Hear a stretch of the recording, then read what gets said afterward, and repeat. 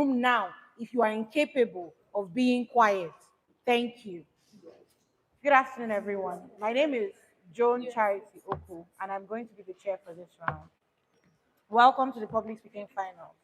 You've made it this far, so please let's make sure that these finals are as problem-free as possible. Obviously, the use of AI is prohibited, which is why we have asked each of you to leave your phones behind and only use the paper that has been provided for you and your pens for this round. We don't need anything else. This round topic is themed speeches. Your speech tasks are themes. We will give you a theme and you are to present a speech for 5 minutes on the theme that you will pick. First, you will ballot for your speaking order. Then, the first speaker will tell us their names and give us a number between 1 and 10. I am sorry, but if you are not a speaker, you should make sure that there is one entire row free, one entire row's difference between you and the speakers. We will ask that no person who is not speaking should communicate with the speakers during the round, or that speaker will be disqualified. Good. AI is prohibited. Once you pick your ballot, you bring your name here, we'll get your name down, and then the first speaker will pick a number between 1 and 10. The first speaker's speech time is the second speaker's prep time, going down to the ninth speaker. Is everything I have said now clear? Good. Thank you. Now, in this order, please come and pick a ballot.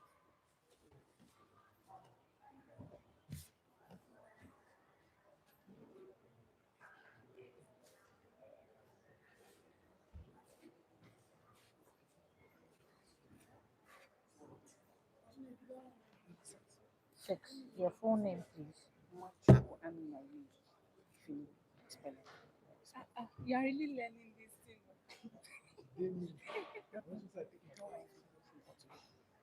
Look at if they are acting. Nine N-A-I-N-A-L-E-N-E.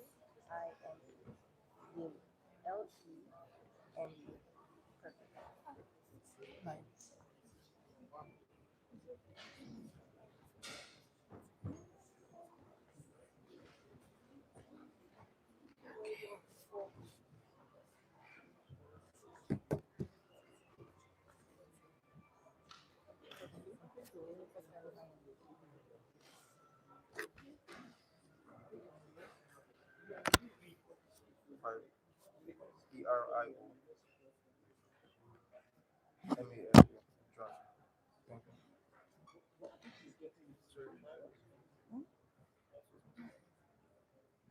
What number are you?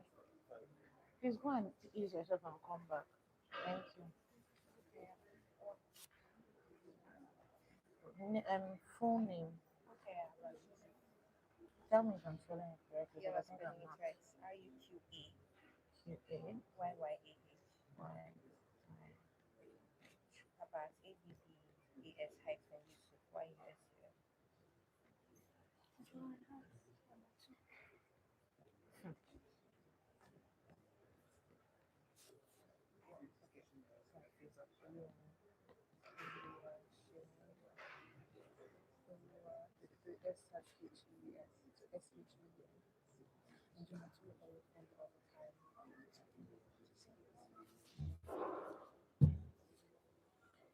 With me on panel, I have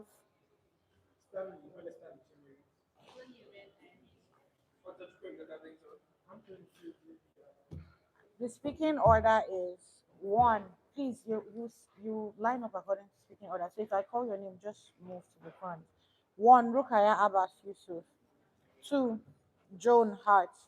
Three, Bethel Olaya. Four, Favor Ebogo. Five, Erio Mala John. Six, Mwachuku and Marie. Seven, Neymar Limu. Eight, Oyewumi Oluwaseun Elizabeth. Nine, Timothy Adediran.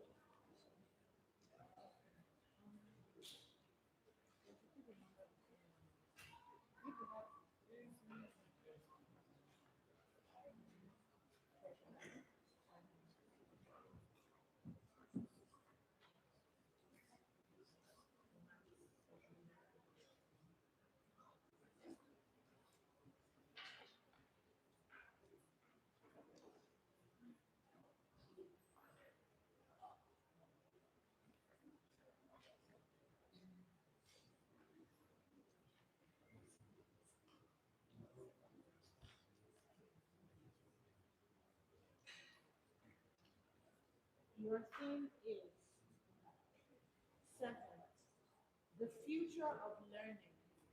Will Nigerian schools survive AI? The future of learning. Will Nigerian schools survive AI? And your time starts now.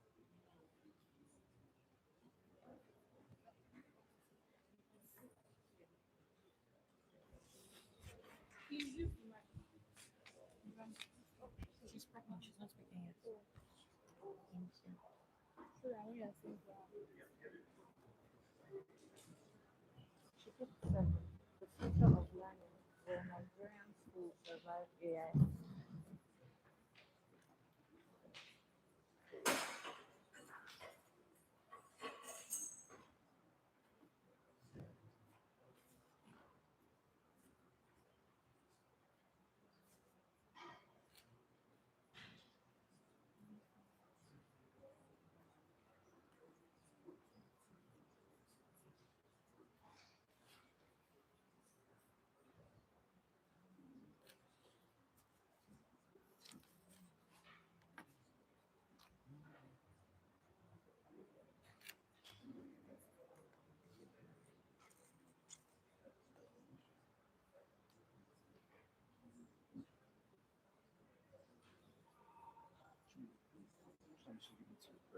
Fine.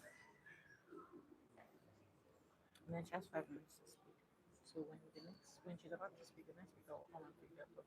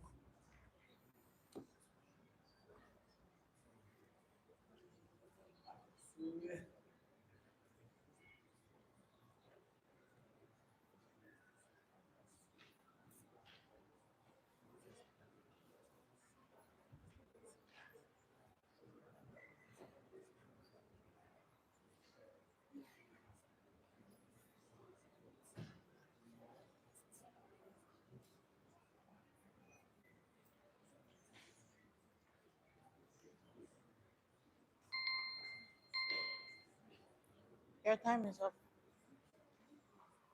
John Hart. No, no, there's one there. There's one there for you. Four. Technology and vocal education. Technology, vocal education, and the training initiative by President Tinubu will revolutionize the economy.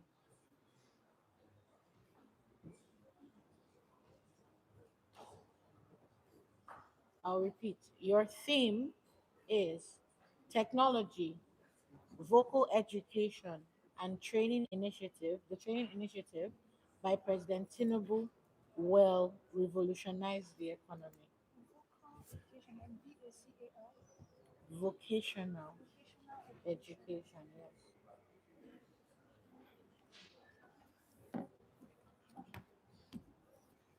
Your time starts now.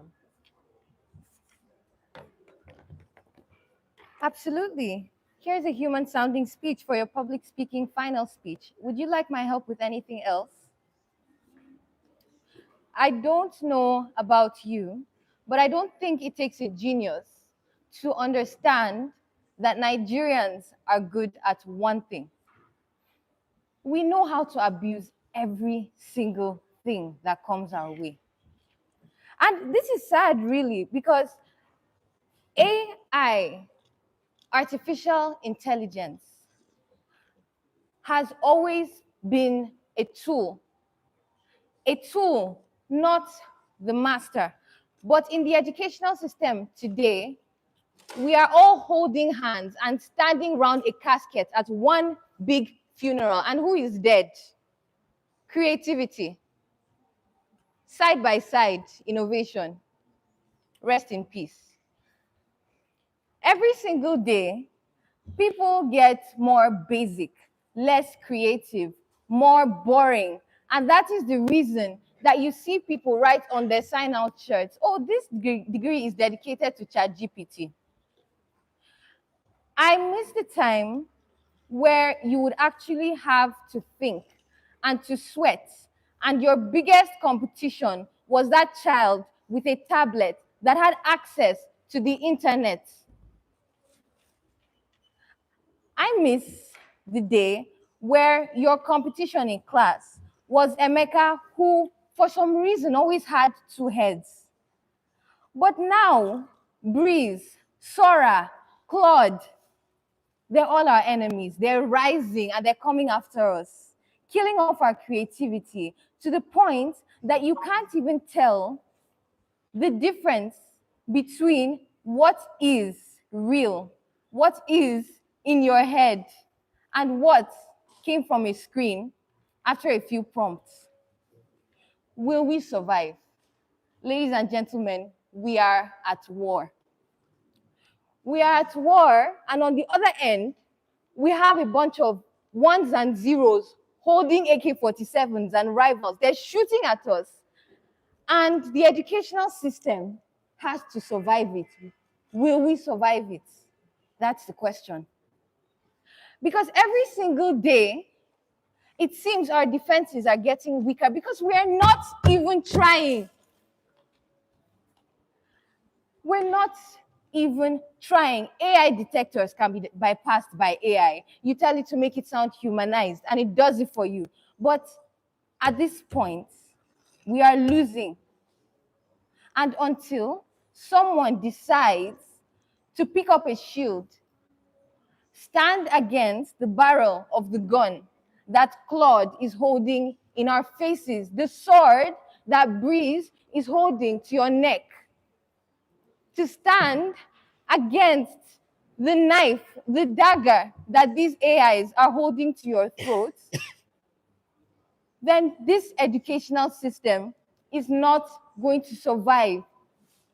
Because at what point would we continue, or would we stop living like this?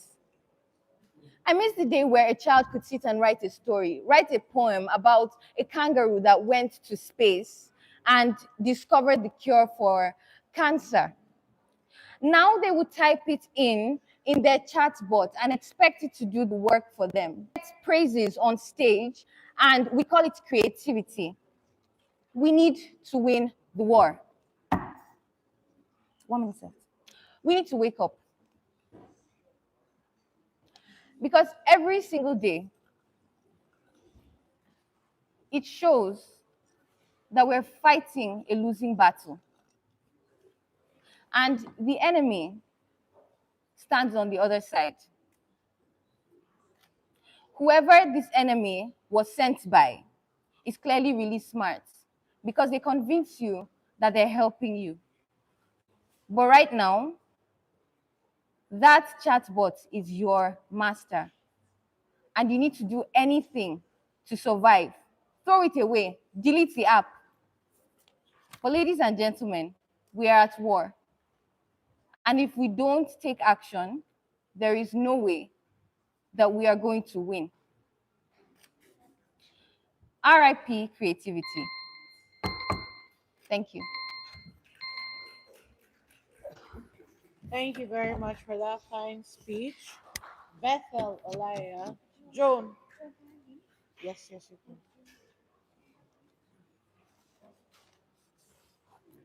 can. Excuse me. You're, Toye, you're not allowed to communicate with the speakers. Number. Four and seven are taken. One. Your topic is the Lagos Calabar Coastal Highway, a blessing or a white elephant project. The Lagos Calabar Coastal Highway, a blessing or a white elephant project.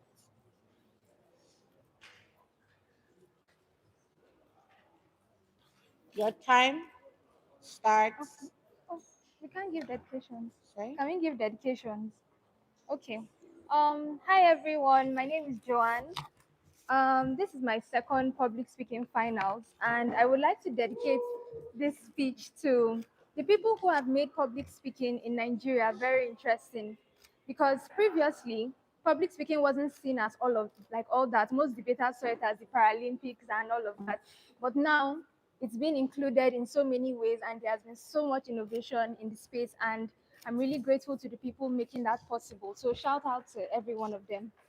I'll begin my speech in 3, 2, 1. 50 years ago in Nigeria, the easiest and the surest way to make money after graduating from school is to be a lawyer or a doctor or an engineer. All these white collar jobs that show that you've spent tons of years in school and now you're ready to enter into the job market. Our parents, they toiled hard. They worked on farms. Those that were opportune to go to school only had to study something like medicine or law. And it was a sure thing for them. They would likely make money and they would be able to survive in the job market and take care of their children, take care of their grandchildren. I mean, our grandparents and our parents were able to buy cars and at least take care of themselves for a good period of time. But it's 2025 and the global economy has shifted. Even if you study law and medicine today, when you see what people that are influencers or people that are tech bros or people that work online are buying with their money, trust me, something else will shift in your head. This is not to demonize professional careers like law, medicine, accounting, banking. No, no. All of those still have a place in our economy. But the global space has shifted to a point where making money, and a lot of it is based on your ability to be current, to have tech skills, to have certain vocations. And that was not how it was before. Things have shifted. But more importantly, it's the conversation around what white collar jobs look like in comparison to certain vocational skills. I think recently the stigma around things like colleges of education, tech schools, even if you don't go to a serious university, nobody is going to demonize you. You can go to a polytechnic, you can go to a college of education and study how to make things, how to actually learn how to do things like engineering, and nobody's going to demonize you. And that has become very, very important in today's context because President Tinubu has done something unprecedented. He has commissioned 36 schools around Nigeria that are primarily focused on making sure that the youth in Nigeria have access to technical skills. So it's no longer about studying professional things that make you feel, oh, I'm the best, study for 5 years in school and then come out. No, there are new ways and more innovative ways to make money and to make a lot of it and to make a name for yourself. So we no longer have to depend on archaic ways of learning, of education. We now have a new way, and President Tinubu is at the front of this. It is time for us as Nigerian youths to participate in this global economy because we have the numbers on our side. More than half of the population of Nigeria is youth. And one thing I know about Nigerians is that we are as resilient as the next person. I think it was an insult for the past president to call Nigerian youth lazy because that is far from what we truly are. There is no skill, there is no market that we cannot penetrate. As long as we have the tools, the opportunities to learn these things, we are always going to be able to survive amidst our peers, wherever they come from. I know the stereotype of, oh, once you see somebody that is light-skinned or an Oyibo, they automatically have more knowledge than you. It is not true. You can compete on that same level with them. And President Tinubu is making this possible. So let's get back to what these tech schools are doing across the states. The economy has been in shambles for a couple of years now. But because of these tech schools, we are now able to have youths go into them and graduate within a few years. Immediately you are done, there are jobs waiting for you in these key spaces. And it is because of his innovative measures to ensure that no youth is unemployed anymore. We do not want a future for Nigerian youths where they cannot participate in the global market and make a living for themselves. We do not think that Nigerian youth have to suffer the same fate our parents suffered. It is high time we rise up to the challenge because I know for a fact that each and every one of us are capable and able to compete on any single space we find ourselves in. President Tinubu has made this possible, and we are very, very welcome to join these schools. Thank you. Thank you very much for that fine speech. Favor Ebogo. Number.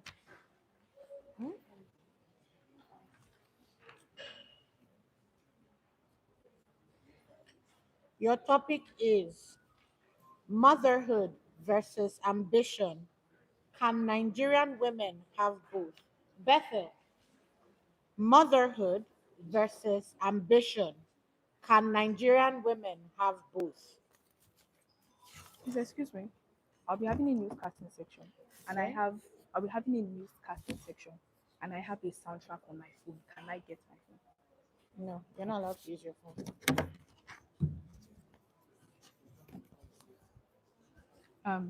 I would want a clap at 4:30, like 4 minutes. Okay, 4 minutes 30 seconds, and then 4 minutes 45 seconds. 4 minutes, 30, 30 4 minutes, seconds, yes.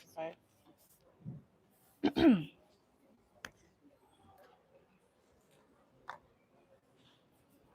Your time starts now. Good morning. Welcome to Early Morning Tea from Amebo Nation Network. I am Bethel Olaya, your host. The news headlines. The Lagos-Calabar Coastal Highway, a blessing or a white elephant project. I will destroy you and make sure you go down. Fuel scarcity leads to fire accident. News in brief will be back. Stay with us. Welcome back. This is Early Morning Tea from Amebo Nation Network. We no go gree. Wetin dem dey do?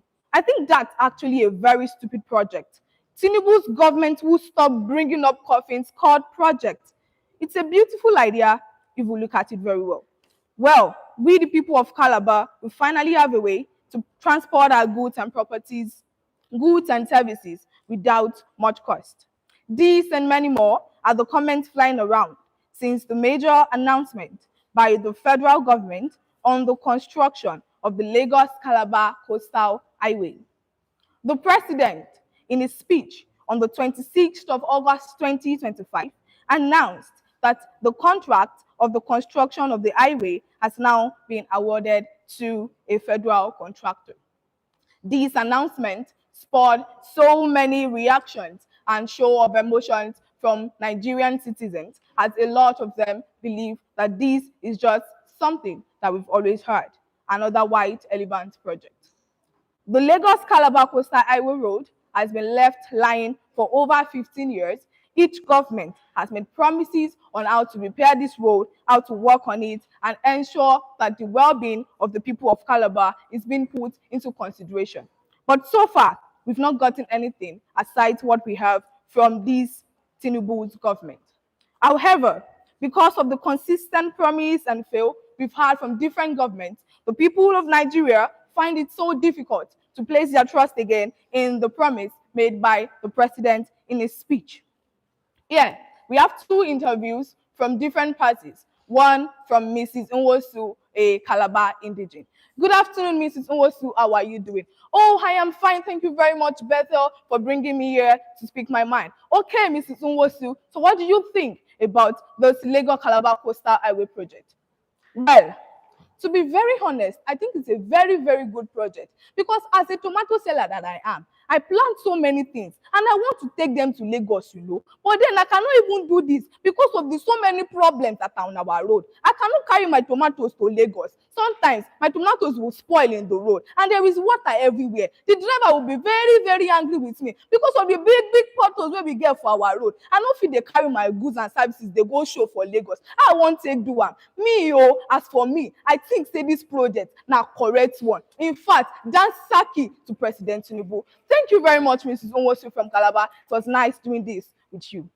Another interview that we have on the section here today is from one of the contractors at the construction site of the Lagos-Calabar Coastal Highway. Good afternoon, Mr. John. How are you doing? Oh, good afternoon, Bethel. I'm fine. How are you doing too? Yeah, I'm very, very fine. So as one of the contractors, we believe that you would have first-hand information on everything that is going on at the project area. What do you think? Bethel, to be very honest, I do not just think that this is a white elephant project. It is actually a white elephant project. He announced on the 26th of August, and we've been there. No cement, no granite, nothing. And they said they want to make the road better. They have not even discussed payment with us. Do they think our construction job is just going to, we are just going to do it and give them thank you? You are raising your voice, Mr. John. This is a public space. This is media. I don't care. My children have to feed. And I'm from Calabar. They cannot come and keep deceiving us. I heard Mrs. Uwa's interview. That woman is deceived. Calm down, Mr. John. I think this is media place. We don't want to be censored. Please just calm down and let's talk this out. You will understand. Fine. I will calm down. But I think that this is a white elephant project. And President Tinubu really needs to do better. When he says he wants to do it, let him give us the goods. We are ready to work. Let him discuss payment and we will continue. Okay, Mr. Nwosu. Okay, Mr. John. Thank you very much. And it was nice having you on this media space. Thank you. My people, I am back from the interviews. Why Mrs. Nwosu thinks this is a very beautiful project, Mr. John thinks this is just a means to deceive our people. News headlines once again. The Lagos-Calabar Coastal Highway, a blessing or a white elephant project. I will destroy you and make sure you go down. False scarcity leads to fire accident. Here we wrap up on Early Morning Tea from Amebo Nation Network. See you tomorrow, same time, same station. Guys.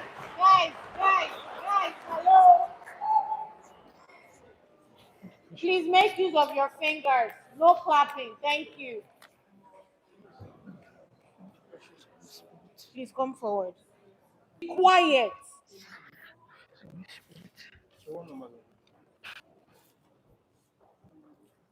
Your topic is the Nigerian.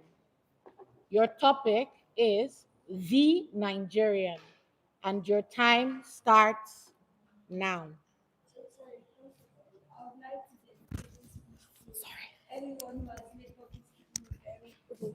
Very interesting in our circuit. I would love to dedicate this to Godfrey Okoye University Debate Society, the best in Nigeria, to my coaches, to all my friends, to Grace Nzako, to Ken. Thank you everybody for all your support. This is my first public speaking finals and first physical tournament, and I am very happy to have you all. Thank you very much. I start my speech in 3, 2, and 1. They killed my baby.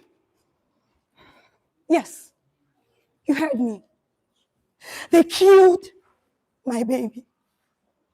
My dream, my hope, the only light that was shining in my path, the only beacon of hope I had left. And why? Because I refused to be a mediocre. I refused to subscribe to the stereotype. I chose to be ambitious. I chose to tread my own path. I chose not to be limited by the stereotype that limits women. I chose to stand up in a world where I'm allowed to shine. And they killed my baby. It was after delivering a popular judgment at the Supreme Court. Came back home to find out that my house has been burnt down to ashes.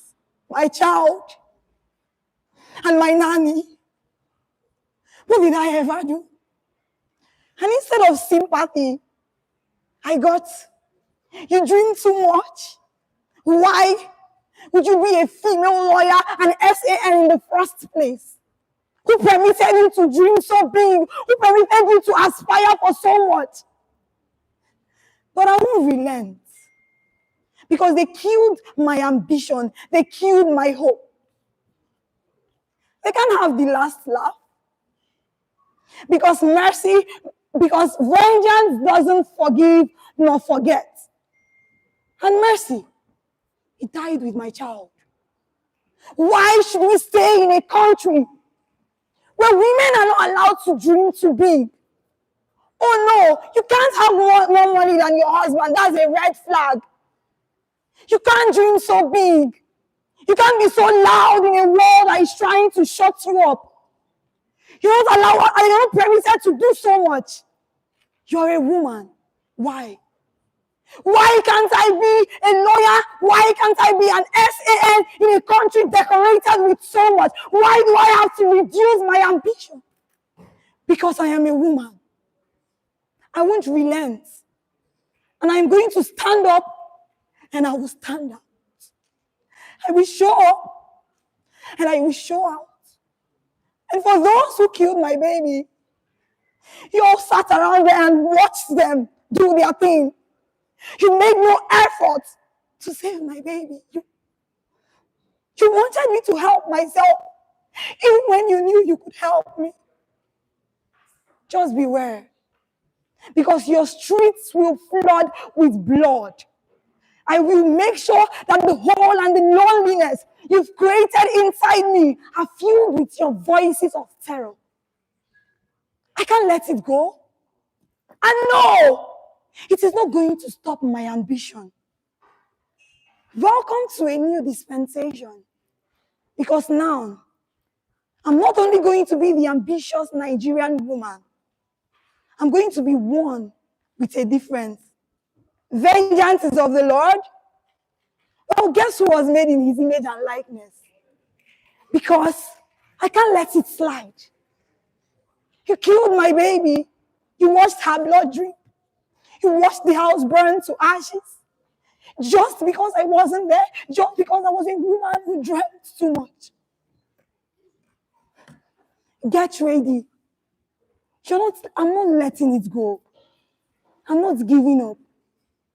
I'm not relenting until you feel this hollow I feel, until you feel these tears that I feel, until you feel this pain, until you're able to relate to this loneliness, to this emptiness in me. The name is Favor Ebogo, the SAN who is on the news for the burn of our house and the loss of our baby. But guess what? I don't care who you think I am. Call me the villain, call me the enemy, call me unforgiven. Well, nice adjectives. I'm not letting it go. Thank you.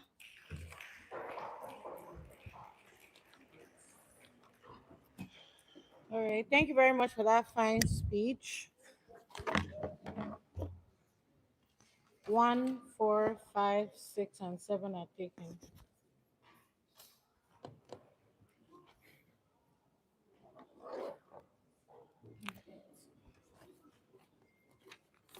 Your topic is gender roles and the Nigerian family, tradition versus progress. Gender roles and the Nigerian family, tradition versus progress. Gender roles and the Nigerian family, tradition versus progress. Your time. Sorry, I would like my claps in first, second, no, second, third, fourth You minute. can't get that. I can't get that.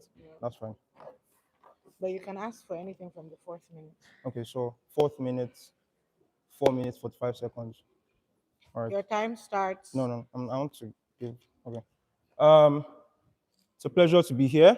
I would like to extend my appreciation to my debate partner, my girlfriend, Sapphire, Guys, please. to my classmates, close friends, Utibe. Sorry, can I have the house, please? Thank you. Guys, please.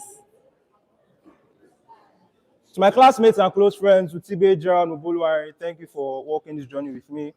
To members of the UI British Parliamentary Debating Society, to members of the Literary Debate Society UI at large, to members of the 2K24 class, and to everyone who believes that having a voice is vital to survival.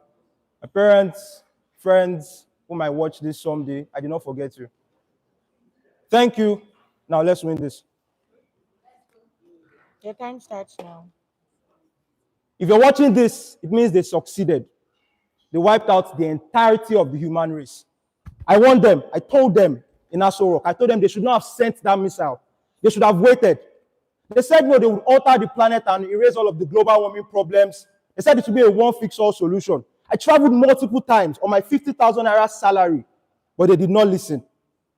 And I am certain that if you are seeing this in that underground bunker, that they succeeded. World War IV happened, and humanity as we know it came to an end. If you're watching this, I want to tell you about my people, the Nigerians. I want to tell you about how we lived, how we cried, how we smiled, how, as I am certain, we died. I want to tell you what made us who we are and what eventually led to our end. I want to tell you so that your species, I don't know if you might be aliens, I don't know if you might be people from a country that survived. I just want to tell you so that you do not make the same mistakes we made. See, Nigerians were lives of the party. We had O and bears. I don't know what colors exist in your world, but trust me, we rock them all. Gold. We vetted colors like chocolate brown, cockroach brown, burnt orange. Nigerians were people who were ready to ride in latest limousines. And when they could not afford their own limousines, brag about which celebrity they favored had the best limousine. Who are the artists in your world? It's not important. Music might not even exist. Nigerians were people who spent millions in naira. You don't even know the currency. Millions. More than they earned in a single year on cars and houses. And that was the beginning of our downfall. Because you see, Nigerians were inhumane. At the expense of the houses that we bought and the clothes that we had, multiple people died. So we had the poor living on this divide, we had the rich living on this divide, and there were no problems whatsoever. Our version of democracy involved no accountability, no representation, and participation for those who could afford tickets.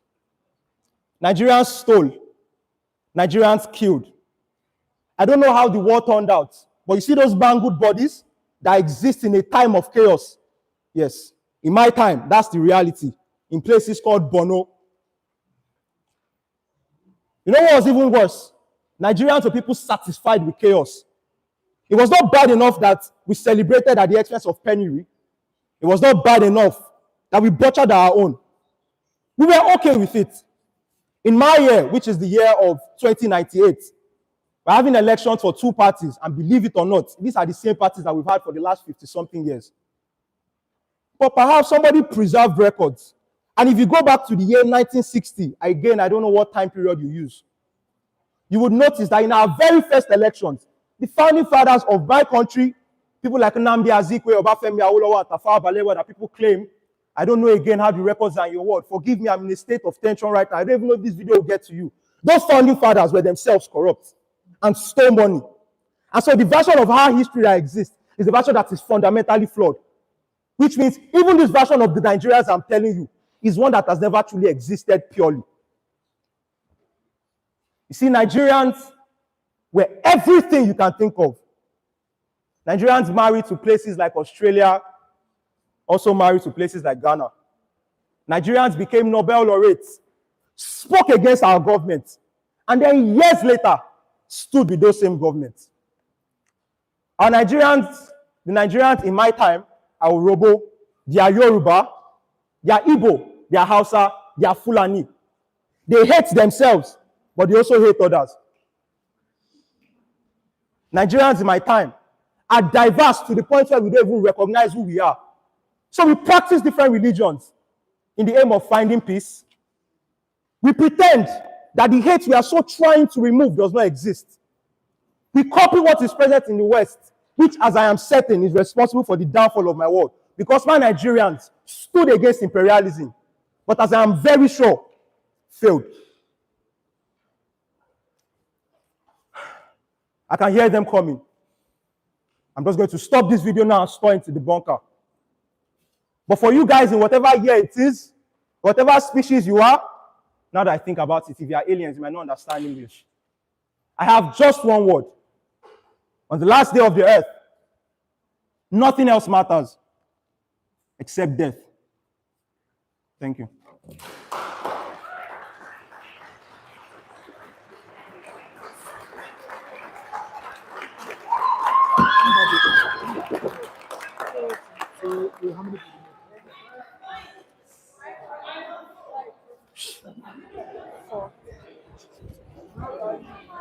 I know, we'll soon be done.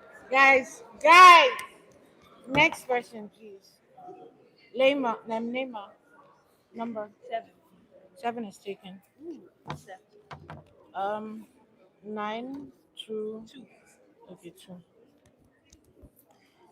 The price of food, inflation, and the politics of hunger. Your theme is the price of food, inflation, and the politics of hunger. Your time starts now. Do you have any dedications? Please go ahead. Good afternoon, everyone. My name is Wachkwan Marie, and I am from the Abia State University Debating Club. This is my first time in nationals, and I just want to say thank you to Abia State University for giving me the opportunity to be here. Thank you to the Dean of Student Affairs for being present today. Thank you for my members that came with me. Thank you to my Grace ×2, because there are 2 of them. And thank you to everyone for being here. I also thank God for giving me the opportunity to make it this far. So here is to winning this. Your time starts. Sorry? I want to clap at 3 minutes. It won't happen. Okay, it won't happen. So 4 minutes. 4:30 Your time and starts 4:45. now.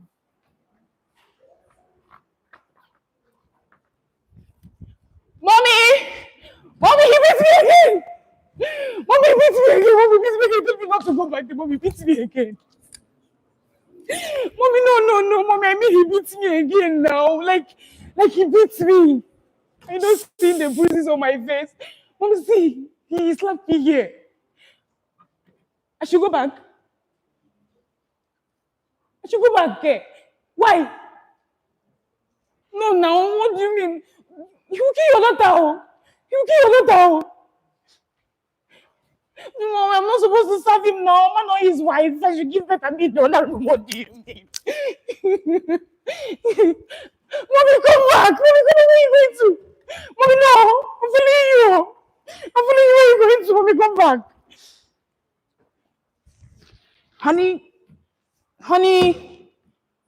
Honey. I'm back for work. It was very stressful. What's going on? Where's the kids? Okay, they're sleeping. There's breakfast. There's dinner. Thank you. This is why you make my life so easy. I can relax now. What did you cook? I know you're a good chef now. You have made spaghetti. It's not spicy, but you don't have oyster. Okay. Let's go and eat. There's bubble bath. I didn't know. Ladies and gentlemen, battered women and those that still believes in progress. Welcome. There's one question I want to pose to all of you. Which would you choose? Would you want a situation where your girl child is subjected to be in the kitchen and in the other room? That is what society has given you. That's what the traditions have said. The men are to be the healers. The men are to take control. Why the women are battered, beaten up? Are you a traditional woman? Do you despise progress? Do you drop out your children, girl child from secondary? Go and make a man your husband. Bring him back. Cook, feed. Let's serve him. And if he beats you up, well, pray to God, he will let him change. Or would you rather be the progress? Would you rather take it up to yourself? Would you rather finish that school and move into society, make a difference? Tradition doesn't need to dull progress. Need to come together with progress. Because if the woman is meant to serve the man, be in the other room, what does the man now do? But when you see progress, you see interconnectivity. You see that the man plays his role and the woman plays his role. No one is left. The fine girl came back and met her husband, cooked. She is famished. She's going to eat. She's going to have a bubble bath. Who doesn't love a bubble bath? But the other one came running back to her mother, and the mother told her, go back, pray to God. He will change him. How many times have we had this?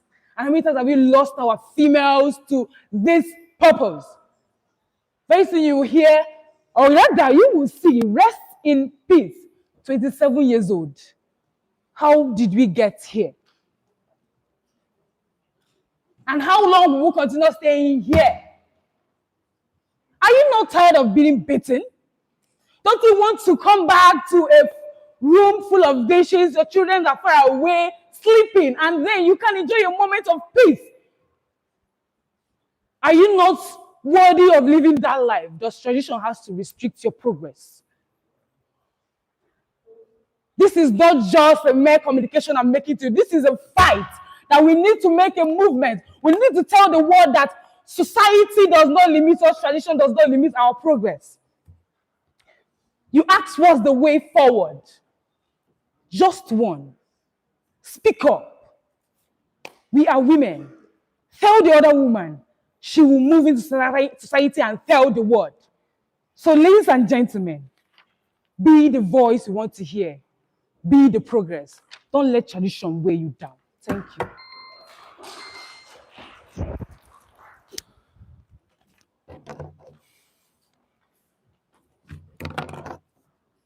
Number 8 is taken. The numbers left are there's 3, there is 9, and there's 10.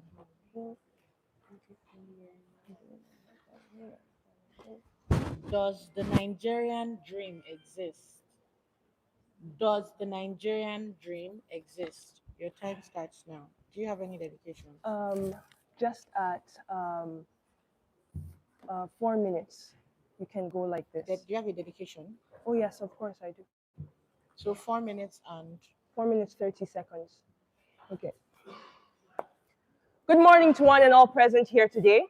I am Naima Aisha Lemu, a storyteller, a poet, a nature and wildlife advocate. And first and foremost, I am very, very grateful to be standing in front of you all today. To be considered talented enough to make it to the finals is a dream come true for me. So all of those that were vetted and chosen, honestly, this place right here, it almost seems like a congregation of people who celebrate humanity and diversity, and I'm very, very pleased to be standing in front of you all today. Thank you so much. Thank you. your time starts now. The price of food, inflation, and politics of hunger. I would like to tell you all a story. And this story compromises of a grandmother and her grandchild. Eaty, why you don't eat? Naima! And now I'm not hungry. I'm fine. Eaty! Why won't you eat?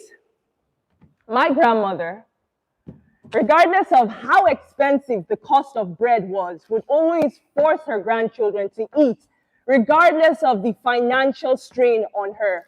She didn't care about the cost of eggs. She didn't care about the cost of bread because her love language was food. I would spend so many days considering, if this woman loved us so dearly, why would she vet out the cost of bread and the cost of egg? She considered us to be her prized possession. And it is with that that I tell you this story with great warmth in my heart, considering the fact that she is no longer with us today. Now, I've always wondered, does the government use inflation and the price of bread as a tactic to control the poor and the needy? I mean, it seems like the perfect strategy because once you control the grains, you control the people. So explain to me why they lack humanity to understand that if you do not feed the people, then who are you ruling truly? Because as one nation, we claim to love our brothers and our sisters, but yet we cannot look at the rich and look at the middle class and see this great disparity between us. If the government uses the cost of grains to control the people, then I just have one thing to say and one thing alone. You have traded your humanity for the cost of bread. Because if my grandmother could vet out the cost of bread, knowing that it will be a financial burden on her and choosing to feed us regardless, somebody that isn't even considered top tier, 1%, the rich of the rich, then who are you as our president? Who are you as our governor? Who are you as our minister to deny us the right to be fed? It is not rocket science. I strongly believe that once you are able to do past these considerably large contradictions, or at least politics, because politics is a sly game. We always want to win. We want to be at the very top of the food chain. But you see, if you fail to feed the poor and the needy, the people that you choose and claim to rule over, there will be not much people left to follow you as their leader. I want the government to think hard and deeply about the actions that they adopt to lead our country into a brighter or darker future. Lastly, there is a quote in my book that says, if you save one person, it is as if you have saved all of humanity. If we resonate with the power that all of our scriptures have guided us to positivity, love, and understanding, we need not live in a world where one person is after the other person out for their necks. Instead, we choose to save others, to feed them, regardless of whether or not it leaves a hole in your pocket, just like my old grandmother. So I implore each of us to consider not the money we spend to help our brother and sister, but the love we gain from being connected to one another through a simple act. Thank you so much.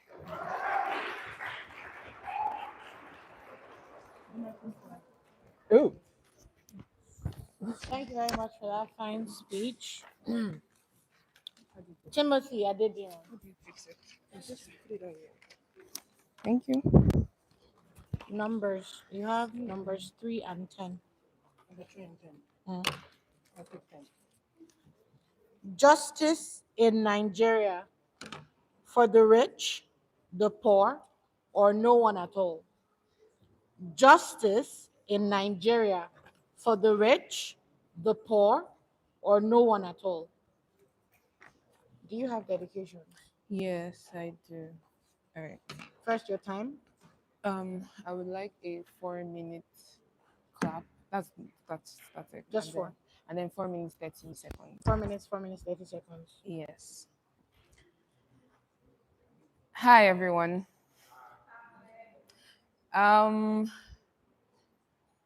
Okay, let me just scan the room. First of all, I am so grateful to be here.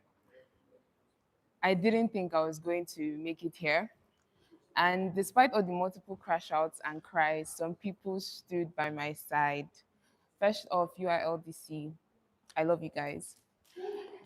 And I love you all for supporting me, for helping me out, for pushing me, for writing letters to my department so that I can write my exam when I return. This speech is dedicated also to the entire family of debate and public speaking. You guys are lovely orators and you touch the world with your voice. Thank you for listening to my speech and being in this room. All right, so Your I'll time count myself. starts. Should I count myself in? Okay. So I'll start my speech in 3, 2, 1. I have never dreamt before, Toby. And I only say this to you now. Toby, I have never dreamt before. We're married already, so it's fine. I know that Toby won't leave me. I know that he won't find me weird. Although he found me a bit weird when I told him that, hey, guy, I actually eat spaghetti with mayonnaise. Please don't leave me. I want this relationship to work. But as I lay in bed, our diffuser heating up the room, I tell him, Toby, I have never dreamt before. And I pray that he doesn't leave me. You see, I said the same thing to my mother when I was just 8 years old. Mother, I don't know what's happening. I have never dreamt. I'm 8. Shouldn't something happen? I saw Nigeria beat hope out of her eyes. I saw Nigeria leave her a body of bones and bags. Somehow, this woman couldn't walk just because she was. Somehow, her dreams of being a chartered accountant died with her gender. Mama now sells biscuits on the roadside just for her children to go to school. So, mother, I have never dreamed before because when I look at you, what do I see? You see, I told this thing to my teacher, Mr. Shola, at SS3. After I had written jam, paid a huge amount from the money Mama made from selling biscuits. Can you explain to me, Mr. Shola, Why? Why isn't the result released? What happened to JAM this year? No explanation. The chairman came and said that man proposes, but God disposes. And so at the end of SS3, I couldn't get into university. So how? How could I dream? Mr. Shola is speechless, just like my mother. Silence. That's all they leave me with. I say, Mr. Shola, I have never dreamed. I say, Mother, I have never dreamt before. And it's what? Just pure silence. Somehow there is hope ignited in my chest. I see mates going to school. Yes, they have graduated. I pray for their best. Maybe someday they will get a job. So, because of my lack of education, I say to my boss, Timothy, Mr. Timothy, I have never dreamt before. Mr. Timothy, I have never dreamt before because how can I, when I close my eyes as he touches my top, this is the state that my eyes rest in, just closed. There's no dream that lays within my head. Somehow my mind diverts to my mother selling biscuits. I'm trying to distract myself. This is the only way that I can survive. I have never dreamt before. And as shocking as it sounds, majority of you in this room don't have a dream. You're living in Nigeria, and it's not the fact that you don't have a dream, it's the fact that slowly through the years, 8 after secondary school, when you finally get a job, it gets starved. It gets depressed. You don't have a dream anymore. The Nigerian dream doesn't exist in our minds. It's your personal dream, and Nigeria as a country, guys, it decides to starve. Nigeria as a country decides to starve us of our dreams. And so when I told Toby that night after we had just gotten married, I have never dreamt before, Toby, he smiled. And that was shocking to the silence that I had received multiple years throughout life. Toby smiled, looked me into my eyes, and he said, What? Babe, don't worry. Babe, don't worry. It's in you. The dream lies in you. And he served it with tea. Peak milk. It's in you. So when Nigeria tries to starve you, guys, just drink tea with peak. The Nigerian dream lives in you as much as Nigerian tries to starve you of your dreams. Thank you for listening. Let me stop. Thank you very much for that fine speech. We invite the last speaker.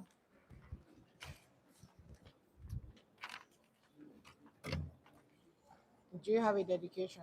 Yes. Before you go ahead, time limits. 4 minutes. 4 minutes 30 seconds. 4 minutes 55. 4 minutes 45 seconds. So 4:30 45. Okay. Dedication. So a little background. This is my 13th competition as a public speaker, speaking in a tournament. Broken in all 13th. This is my 10th finals and no trophy. I want me not do the woo. So yes, this dedication goes to the African Public Speaking Circuit. It's a beautiful family, I'm not going to lie. And every speaker that has always been joining us in the online battle, my Unizik warriors, Miletus, Anthony, Hilary. It's actually always wonderful meeting them online and finally to meet them physically right now. To Speak Sphere for creating this amazing public speaking manual. You should try reading it, Walai. It will look like you are, sorry, I say looks like. It will look like you are reading a novel. It's beautiful and educative at the same time. To Vocal Oasis that has been there and is still there. That Voice Speech Academy all the way from Zimbabwe. Keletus PSO from Ghana, and Debate Foster from Uganda. It's been wonderful being on the public speaking journey with everyone. And this might be the last time you are seeing me speak, not for death. Next time you'll see me adjudicate. So, most importantly, to the University of Ilorin debate community, the semi-border cartel of the best debaters in Nigeria and public speakers. I like it. So, with this, I'm starting my speech in 3, 2, 1. What money can't buy, more money will buy it. That statement was made by my friend Alim yesterday when we were having dinner at MPH. And it is funny because it is actually true. What money can't buy, more money we have it. So let me take us on a journey to our childhood. I'm very sure most of us will be able to relate to instances where only the child that his parents always gift the teacher carries first in class. In the morning, my mommy said I should give this to you. The next week, my mommy said I should give this to you. When they are sharing award on graduation day, you've read your head out, but then when they call who is first position, it is that particular child. Also, in our houses, I grew up in Oshodi, so it's face me, I slap you. Just that we don't only slap each other, sha. In our houses, the landlord always side with the person that gives him gift the most. If you like, shout. If you like, tell them, Mommy, Eka Aroma. Mommy, good morning, ma. If you like, greet from now to next year. Shall ensure you avoid the person that is gifting them. If you do not avoid them and you people have issue, you are the one that will collect quit notice, or not the person, no matter who is at fault. So right from the little things in our society, from the first agent of socialization, family, then society, then school, injustice has been happening. Yes, I said family because it is true. Because right now, I might not be the firstborn, but as per I am bringing money home, my mom gives me preferential treatment than my elder sister. Injustice. So that is a proof that injustice in Nigeria is only for the poor. You can't see the rich carrying placard and shouting hunger strike. Or you can't see them carrying placard and shouting NSAS. Why? It doesn't affect them. That is why when I was growing up, there's a particular statement.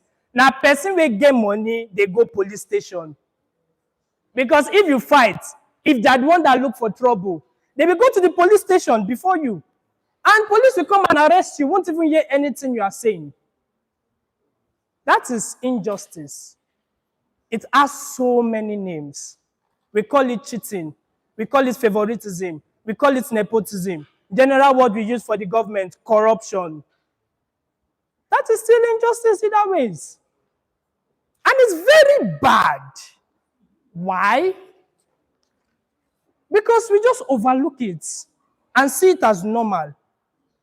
I remember during the period when Professor Oloyede, I believe, the JAM registrar was crying on live TV about the results. I said, well, fair enough, I've seen worse, and the way it's crying means it's good, it's a good thing. Then Hillary commented and was just like, it's because you've seen way more evil than this. That is why you believe this evil is justified. Because we've seen injustice happen to us since when we were children. We then have the mentality that justice is not for the people. Justice is for who has money to spare. Justice is for who has gifts to give. This is a problem. Because it then makes Nigerians very ignorant of the law. Any small thing that happens to us, we say, it's not as when we get to court, we do not have the money to get a lawyer. Even if we get pro bono, they can decide to pay their way out of it. Because the poor in Nigeria has become no one. You and I. Except you are rich. Actually, I'm a Lapo kid. I'm not rich. We've become no one. So what is the solution to this? Trust me, there's no solution to injustice. Because the eyes of Lady Justice has been blinded and our ears are deafened. The only thing I will tell you, hustle. Oh. You have to hustle. So that when your mate are speaking with money, you won't be speaking with abeg, sir. You have to make it known. I'm not telling you to abuse your power, but when you have that power and you can abuse it, abuse it. Because what money cannot buy, more money will buy it. So ensure you make money today. Thank you.